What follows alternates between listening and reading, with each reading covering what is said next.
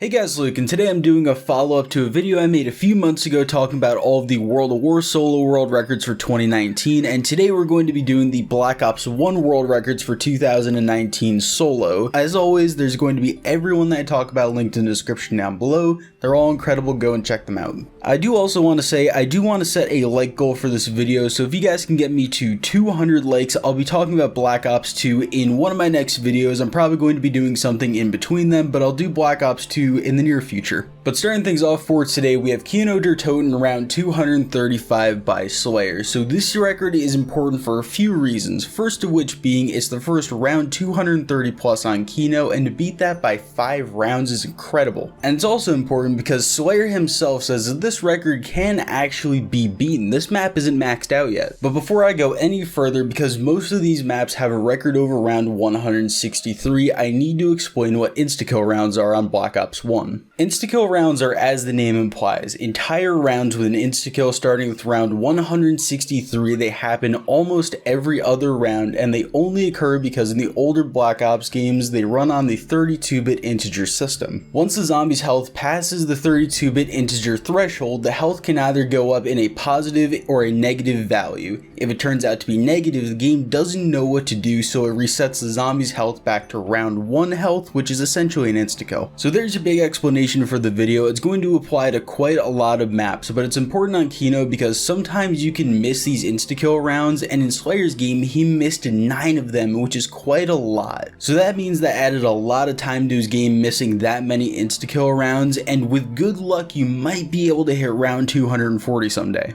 Now moving on to our next game, we have 5 round 221 by TTS for life, and this is honestly a record attempt I would not wish upon my worst enemy. I've never liked 5, and after watching this game and knowing that you basically can only use traps for the entire game, it scares me even more. Also, I do want to mention that the reason that his perks look like Black Ops 3 perks is because in the BO1 world record community, they allow for certain cosmetic changes in the game like perk icons or pack-a-punch camos. It doesn't affect their health, speed, anything like that, it's only cosmetic. Anyway, the reason TTS was able to achieve this record was because he incorporated a new piece to the 5 strategy. Usually you run zombies through the electric traps upstairs in the spawn room, and you're able to kill 2 hordes of zombies per trap. But what he did was he stood near the Olympia near the quick revive trap, which allowed him to kill an extra half a horde. Now that may not sound like a big difference, but over the course of killing 1,000 hordes or more, it adds up quite a lot. And he also said they stopped using this strategy because all he wanted was the record, and to have 2 downs by the start of insta-kills, he really wanted to start playing it safe. There's also an even faster strategy, and TTS did miss some insta-kill rounds, so this record can be improved upon, but that doesn't take away from it being an insanely hard round.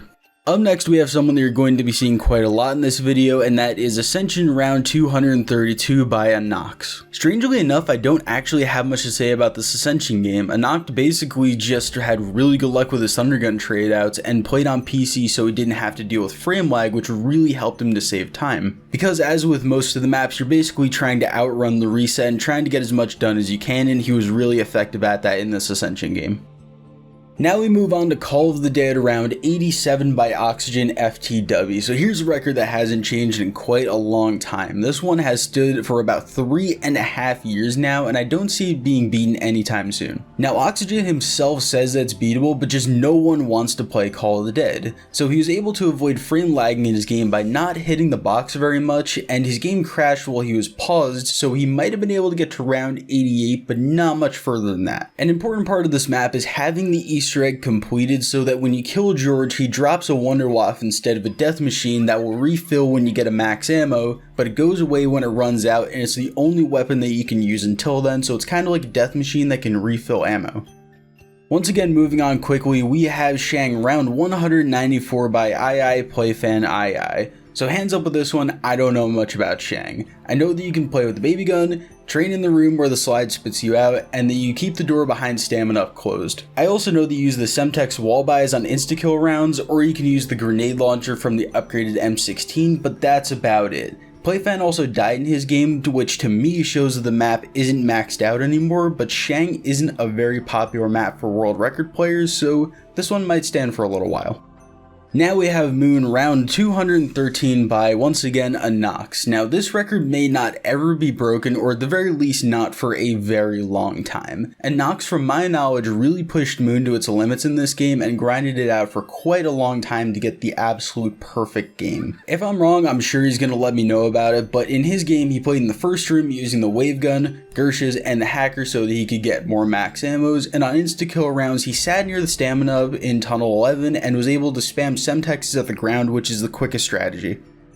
Alright, now we get to move on to the Resurrection map, starting with Knocked round 144 by Capino. This is probably one of the more impressive games ever played to me. So he played Knocked until round 144 for over 70 hours. I couldn't even fathom doing that. Anyway, the main strategy for this map is to train in the spawn room with the thunder gun and kill hordes with that until you run out of ammo. Then you take the zombies into the box room and shoot them with whatever weapon you can get from the box at the time while you're still hitting it to try and get the thunder gun back so that you don't run out of points. You have to do this a lot of times on Knocked, I just have to say. By the way, did I mention that he didn't actually die? He erred to me, which is crazy because you can't get hit more than once on Knocked. So to do that for over 70 hours is just, I couldn't fathom that. I don't ever see this being beaten personally. Once again, we turn to a familiar face, and we have Rucked round 206 by a Nox. So yeah, we're seeing a lot of him in this video, but I guess that's what happens when you hold this many of the Black Ops 1 records. So Rucked is mostly training on the top 4 of the map and going between the 2 electric traps and running the zombies through them while buying MP40 ammo whenever you pass by it so you can stagger the zombies a bit and have them a little bit more hoarded up than usual. There really isn't much else to say about this map other than that's a fairly basic strategy, but it's not as easy as you would actually assume because, yeah, otherwise everyone would be doing it. But I can't even play an hour of Rucked. I can't get past round 30, so to be able to get to round 206 is pretty crazy.